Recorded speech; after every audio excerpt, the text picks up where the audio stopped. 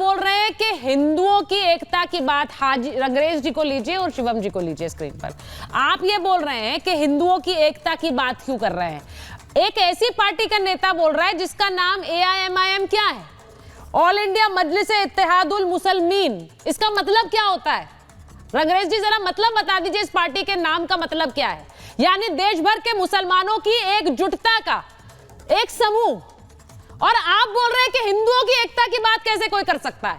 आपके नेता ने तो पार्टी का नाम भी वो रखा है। जरा बताइए, और वहां पर कोई हिंदुओं की एकता की बात भी ना करे। देखिए, हमारे देश में क्या होना चाहिए, हिंदू एकता, मुसलमान एकता हमारे देश में सदियों से है। अब आपने टोन बदल ली, कोई बात करके दिखाया जाता समय से है हिंदू एकता और मुसलमान एकता। नहीं, ये दिखाया जाता है कि आपस में कितनी कंट्रोवर्सी है। मैं कह रहा हूं हमारा देश एक होना चाहिए, हमारी नीति। तो यही लाइन तो मैं भी कह रही हूँ सर इतनी देर से कि एकता की बात हो रही है। पॉलिटिकल पार्टी है। अब आपने लाइन बदल ली जब पार्टी का नाम मैंने बता दिया।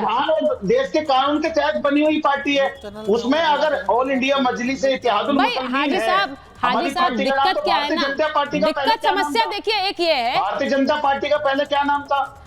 समस्या ये है कि आप मुसलमान एकता की बात करते हैं, वो ठीक है, मुझे तो लगता है इसमें कोई हर्ज नहीं है। आप अगर आप लोगों को कहते हैं कि भाई मुसलमान होने के नाम पर आप एकजुट हो जाएं, हिंदू होने के नाम पर फिर वो क्यों ना एकजुट हो? फिर तो ये वो वाली बात हो जाएगी। एक बार सुनिए शिवम जी को लीजिए। देश के हर एक मुद्दे पर हमारे बैरिस्टर साहब इस देश के हर एक मुद्दे पर अपनी आवाज जो है उठाते हैं। शिवम जी को लीजिए। उठाते हैं और रोड पर भी उठाते हैं और लोगों को एक्सपोज करने का काम करते हैं।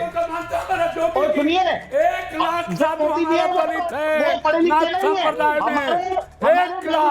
मैं झूठ हूँ, मैं जानता हूँ, भाई देश बदला सकता हूँ। शिवम जी को लीजिए जरा स्क्रीन पर। उनका मुकाबला आप इन लोगों से कैसे कर सकते हैं जो साधु संत है? अरे आपका काम है साधु संत का, आप अपना काम करिए, हमारा काम राजनीति करने का, हम राजनीति करेंगे। आप राजनीति करिए, बाकी हम यही बदले देंगे। अधिकार सिर्फ हमारा है, आप कोई नहीं होते हमारे बीच में बोलने वाले। और बार बार हम मुसलमानों की, आप ये बताइए क्या जुल्म किसके साथ हो रहा है? बुलडोजर की। एक मिनट शिवम जरा बताइए, शिवम जरा बताइए वो। अच्छा ठीक है, बुलडोजर देखिए हाजी साहब, उस दिन भी आप ये बात बोल रहे थे कि बुलडोजर का जुर्म धर्म देखकर हो रहा है। मैंने उस दिन भी आपसे कहा था कि अपराधी के लिए धर्म मत ढूंढिए, अपराधी के लिए धर्म मत ढूंढिए। और सबसे अच्छा होगा कि अगर कोई अपराधी हिंदू हो तो सबसे पहले हिंदू लोग बोले इसका बहिष्कार करो। वैसे ही अगर अपराधी मुसलमान है तो उसका बहिष्कार मुसलमान करे, सबसे पहले जरूरी है। ये मत बोलिए कि वो हिंदू है वो मुसलमान है। एक मिनट रुक जाइए, एक मिनट। शिवम ये आरोप लग रहा है, ये जो बात कह रहे हैं, ये आरोप ये लग रहा है कि योगी आदित्यनाथ सिर्फ हिंदुओं की बात कर रहे हैं, वो पूरे देश की बात नहीं करते। जरा बताइए पहले शिवम। मैं जवाब देना चाहता हूँ। सुचारिता जी, सावरकर जी ने कहा है कि आप मुसलमान हो इसलिए मैं हिंदू हूँ, वरना मैं तो विश्व मानव हूँ। वासुदेव कुटुंबकम, पूरी धरती हमारा घर है, हम तो इस बात को मानने वाले लोगों में से हैं। लेकिन आप मुसलमान प्लीज, लेकिन आप मुसलमान करते रहते हो इसलिए मैं हिंदू हूँ, ये तो सावरकर कहते हैं और ये रियलिटी भी है। वरना हम तो वासुदेव कुटुंबकम में मानते हैं। योगी आदित्यनाथ ने किसी का नाम नहीं लिया, कोई जाति नहीं कही, कोई धर्म नहीं कहा, देश के बारे में बात की, इन्होंने अपने आप को ही अलग कर लिया। अपने आप को क्यों एक्सक्लूड कर रहे हो भाई? आप इस देश में नहीं रहते हो क्या? देश का मतलब क्या होता है? देश में हिंदू भी है, मुसलमान भी है, सिख भी है, ईसाई भी है, पारसी भी है, जैन भी है, बौद्ध भी है, सब है भाई। आप इतना अपने आप को बाहर क्यों कर रहे हैं? यही प्रॉब्लम है कि आप अपने आप अंदर ही अंदर, और सारी पार्टी भी, इंडिया अलायंस भी, खास तौर पर मुसलमानों को इकट्ठा करते जाओ, वोट जिहाद बताते जाओ, उनको एक मुश्त वोट की तरह इस्तेमाल करते जाओ और हिंदुओं को जातियों में तोड़ते जाओ। अब योगी आदित्यनाथ जी ने उस बात को लेकर सीधा बोल दिया एक लाइन में, तो आपको दर्द हो गया कि अरे ऐसे कैसे कोई इकट्ठा होने की बात कर सकता है। गुनाह नहीं कर दिया है, इकट्ठा होना ही चाहिए। एक देश को, एक समाज को, लोगों को इकट्ठा होना ही चाहिए और इकट्ठा रहना चाहिए।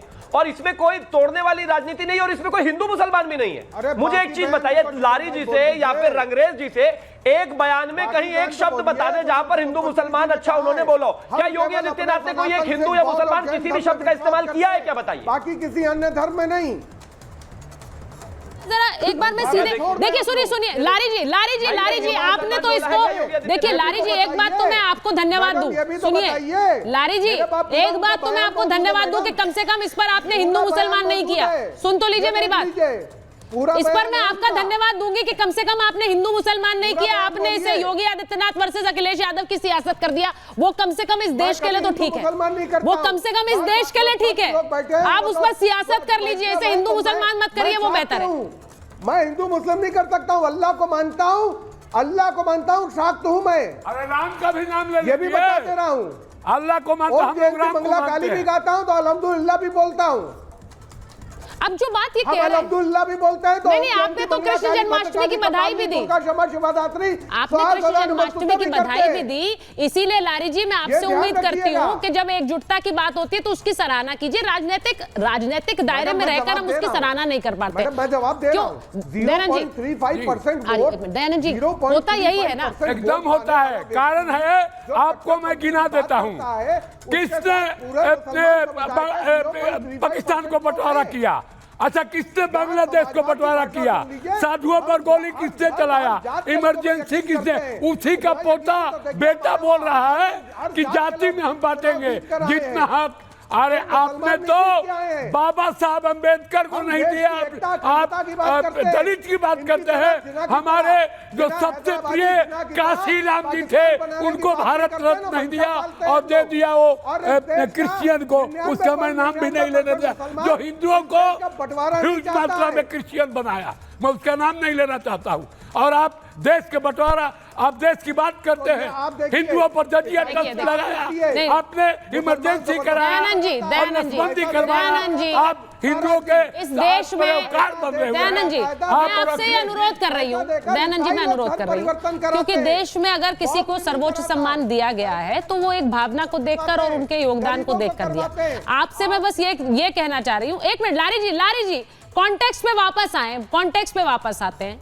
उन्होंने जो बात कही है वो राजनीति को लेकर कही, और वो ये कह रहे हैं कि जो लोग बार बार जिन्होंने सनातन का अपमान किया और दरकिनार किया वो तो ना ही बोले, उनका पॉइंट ये।